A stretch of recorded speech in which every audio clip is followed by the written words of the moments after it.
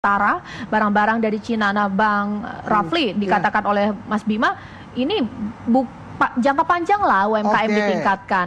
Kebutuhan bawang putih tuh setiap hari orang Indonesia mengkonsumsi, Bang. Kalau panik masyarakat gimana? Yang pertama sekali yang perlu kita ingat adalah bagaimana menyelamatkan rakyat dulu, warga dulu.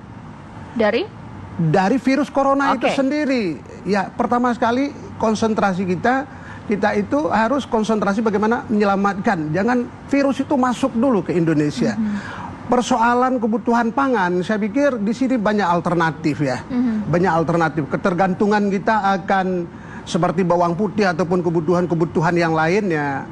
Bahkan sembari kita bisa menata ya. Walaupun jangka panjang kita bilang, tapi kalau kita tidak memulai dengan hikmah ini, kapan lagi kita harus memulai?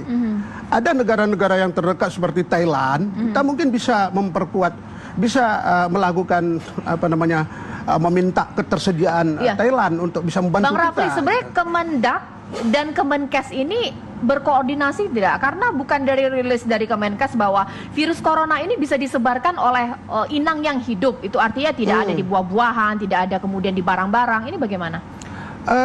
Saya sampai hari ini belum dapat belum dapat akurasi tentang informasi seperti itu. Tetapi kita harus antisipasi, pada prinsipnya kita harus antisipasi bahwa virus ini sangat masif ya. Jadi masifnya virus ini harus ada antisipasi yang lebih kuat dari kita begitu. Nah, selain mengenai masyarakat khawatir misal harga-harga melonjak, ini menggoncang perekonomian kita.